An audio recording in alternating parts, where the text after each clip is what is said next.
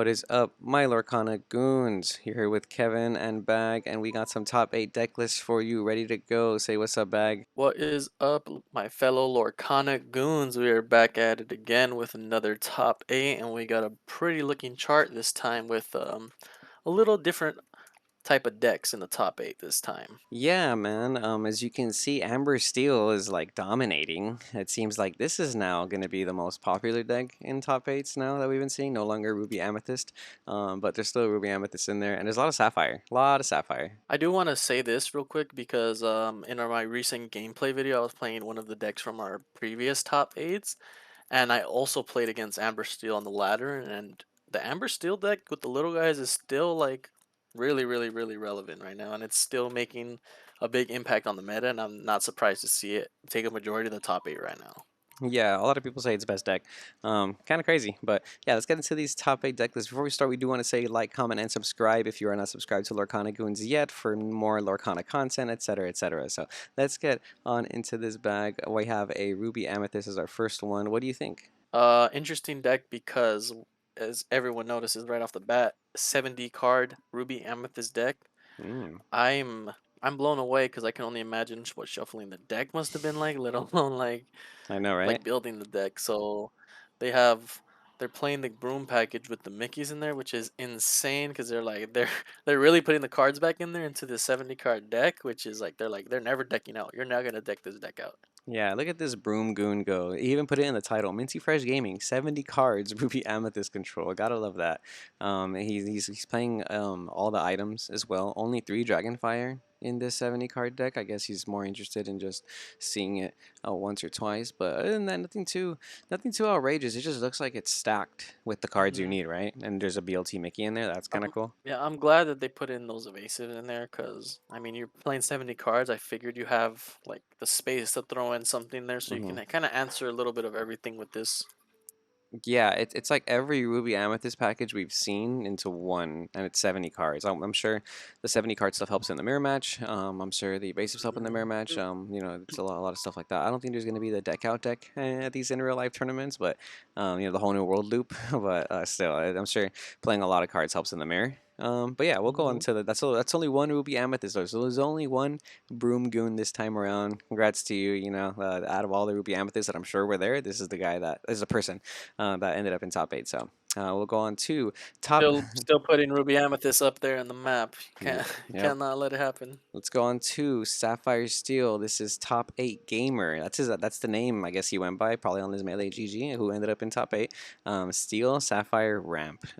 This is a little This is interesting. my deck right here. Yeah, this one's kind This is of. my deck right here. This is literally I've been like all these cards that are in here are in a variant of the deck I've been playing. We got the shift hook. You guys probably have heard me talk about in the past when it showed up in the top. Hmm. I'm glad to see it show up in the top here again. It's it seems so underwhelming. It kind of seems even boo boo, if you will. But sometimes when they just shift you with that hook and you're like, oh, I'll just clear it real quick, and then you're like, oh yeah, I can't hit it with my 3 cost. It gets a little annoying. Yeah, it's not doing a lot with the one lore, but that challenger +3 I think is kind of crazy sometimes. But another thing in the deck, I love the blaster. I don't know about the 4 blaster in there, but you do have the 4 fishbone quill to kind of mitigate that like clunkiness in the hand with those uninkables. I like the Tomatoa because we are playing the items and whatnot, and then the Maurice coming in clutch. Of course, you're gonna play the Beast Smear. You got to do the drawing. Interesting that they're still playing Whole New World in here. What do you think about that? Yeah, Whole New World and Beastmare conflict, but I kind of feel like in a deck like this, you can really outgrind your opponent. And like at some point, if you're playing with 15 ink and your opponent's only playing with 10 ink, that Whole New World is really gonna go a long way. There's a lot of late game activity going on here. You have Maurice, which is a 6 ink, Mm-hmm. Hades, which is a 7 ink, Tamatoa, which I believe is also like somewhere up there as a 7 ink. So you probably aren't necessarily too worried about like needing the beast mirror draws, especially if you're playing something like Tamatoa. Maybe your win condition becomes just having the beast mirrors and not even having to activate them, right? So yeah, I think Yeah, Whole New World is pretty nice in this deck, and then you got the Fishbone Quill too, just in case you got to get rid of it. Yeah, yeah. The yeah. Fishbone Quill does a lot of assisting here. The Hmm. only thing I see here, I don't know if you agree with me, is the matchup against any like evasive deck, like let's say they go against that Emerald Ruby, straight up evasive, or maybe even an Emerald Amethyst. I think they might have a little bit of trouble with this one. Yeah, there's always that like when you play a deck like this, there's always that like issue with not having enough early game potentially to be able to eliminate a lot of Hmm. threats. Blaster seems like a later game card. Grab Your Swords and Let It Go are both 5 ink songs, but as you can see, that hook package, that probably is the reason why that hook Hmm. package is in there because you probably need to get rid of Yeah. problematic aggro decks like you know and that has that synergy with the steel, right? So I get what you're, Yeah. and then there's 3 smash. So it looks like maybe there's enough to at least keep you like alive while you're ramping in the meantime. Because that shift hook with a Let It Go, Hmm. that's gonna out any like a Cheshire Cat. That's gonna out a Mad Hatter. Yeah. You know, things like that. Like it's gonna out a lot of early game that you need to stop like evasive stuff that you're saying. And then later on in the game though, you just got Hades, so you don't even care. And then Robin Hood, same thing, gets rid of the evasive. So I think just as long as you can stop the first couple ones that come, like a Pascal or something, then I think you're good. But yeah, interesting deck. I want to try something like this Hmm. out. I hope you take some information from this bag and maybe update your deck list a little bit. We got to go to locals this week, man. Yeah. You gotta try it out. Hmm. Yeah, I like the Plaza Blaster. You gotta make that meta. We'll go on to the next one. Yeah. I've been using a Plasma Blaster. I like it. Okay, okay. Next list, we got who do we got here? We got top 8, Jason Steers, High Five. So this is the Turquoise deck. This is made by Bjornfot on Lorcana HQ. It's basically the Mhm. same list that guy plays on ladder for Pixelborn, and I made this deck IRL. Like I want to even pull it out right now because I have it in my deck box because this deck plays 0 legendaries, and this deck cost me about $100 to make. Like I literally all I had to do was get 4 Cuscos. I only played 2 Hans because I don't feel like spending 10 more, $20 more on 2 more Hans. So all I needed Mhm. to get was 4 Cuscos, 4 Let It Goes, and everything else was just almost free from either like bulk Mhm. acquired, like packs that I've opened, packs that I've won. The only other things that are maybe kind of weird to get were like Flynn's and Cheshire Cats, but the prices of those have gone down too. That like you really only have to spend like $100 to make this deck. I was playing the similar concept deck with it was a little bit different from our previous top eight. It was a little more expensive just because it did have the Zeuses and the John Silvers, but I You mean don't Hades? really see like the Hades. Yeah, sorry, the Hades. So the Hades and the John Silver, they're the most expensive card in the deck. But on the stream on the gameplay I was doing, I didn't really use them. So we can really eliminate those if you're really trying to go as budget as possible, and you just get the main cards right here, which is just gonna be what rares maybe, and maybe a super rare with the Aurora. And the Aurora comes in a starter deck. You know what I mean? That's what I'm saying. Yeah.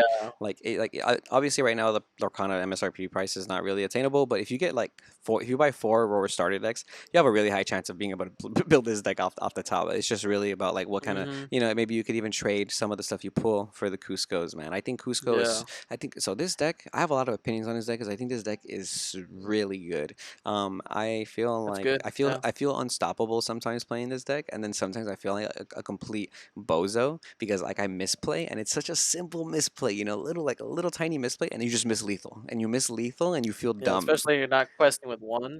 It's If you miss out on one quest, like one lore, it does like at the end you're like, damn, that really would have got me the game right it's there. those little things, man. And and although decks like this feel like, oh, it's so aggro, you don't have to try, you just slap your cards on the field, eye of the fates.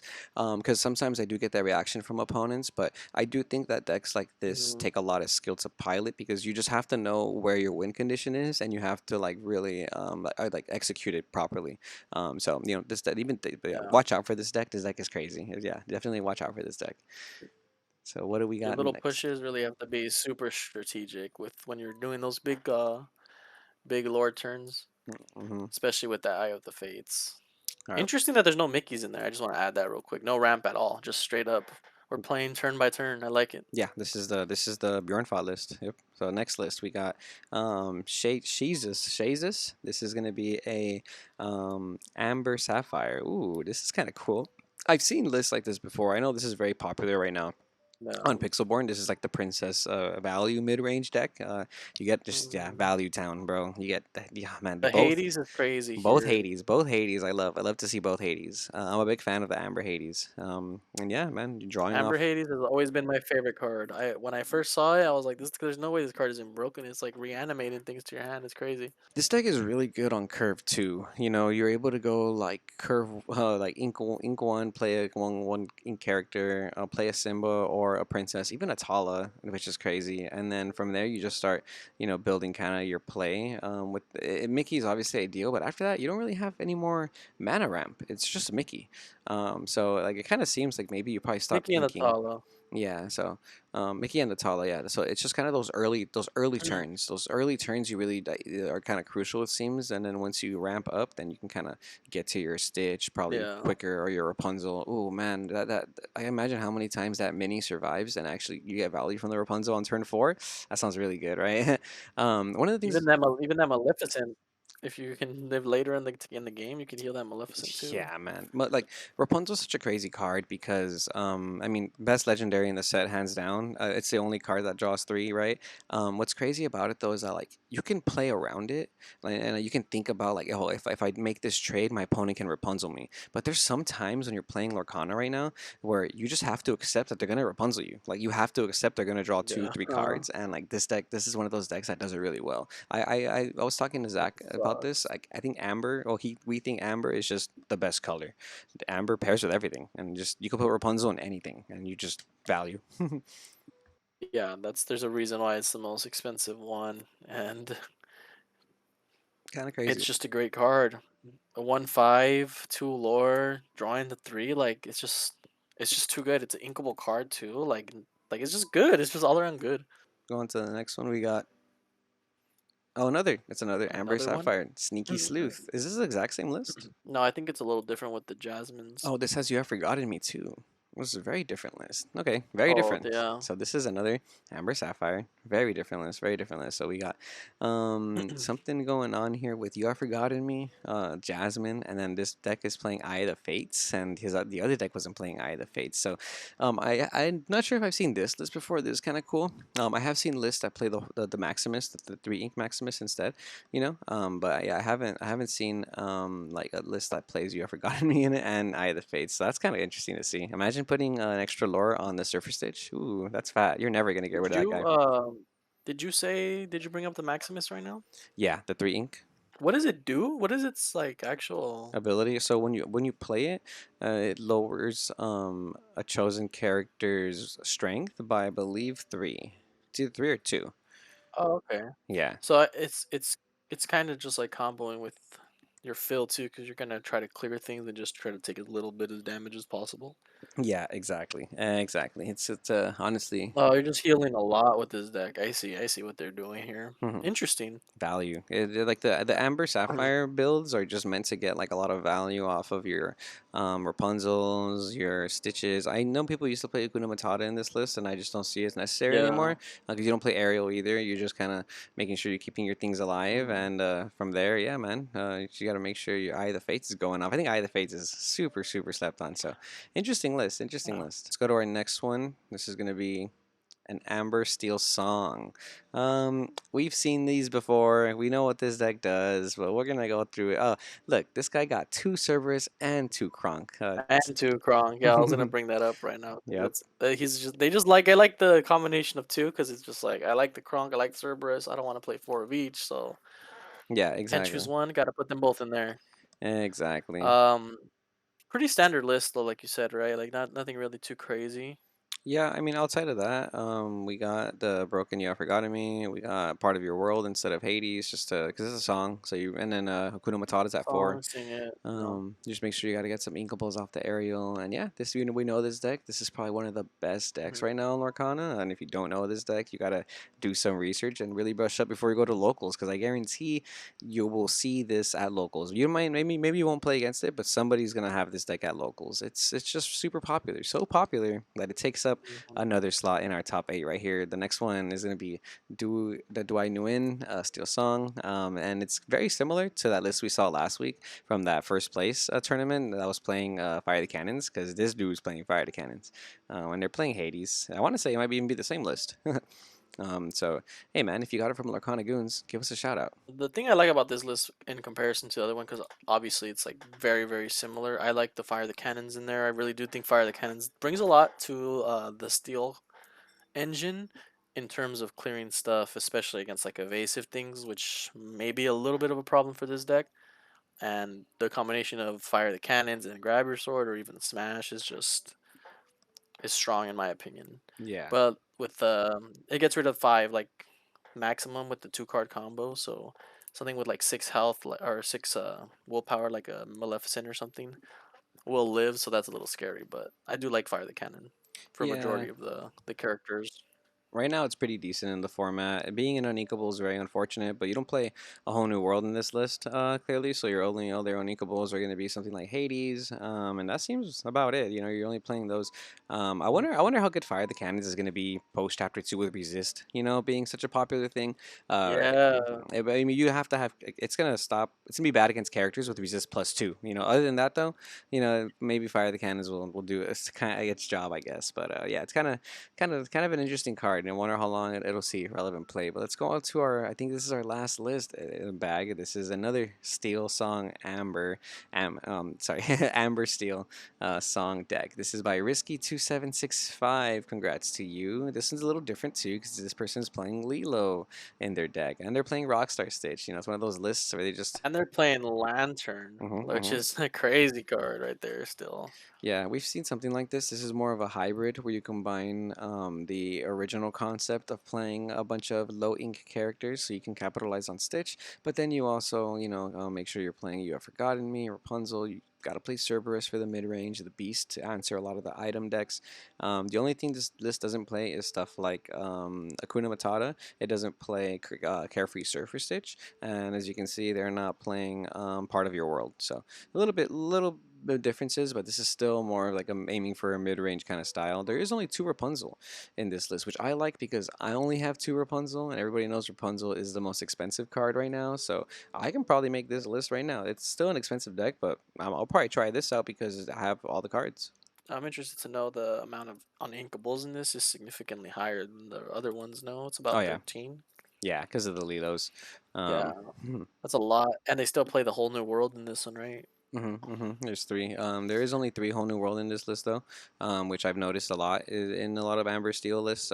If you are playing whole new world, some people aren't playing four anymore. You know, because of that unequal count is pretty high, especially if you're playing lanterns in it. It does kind of get up there. Yeah. Does kind of get up there.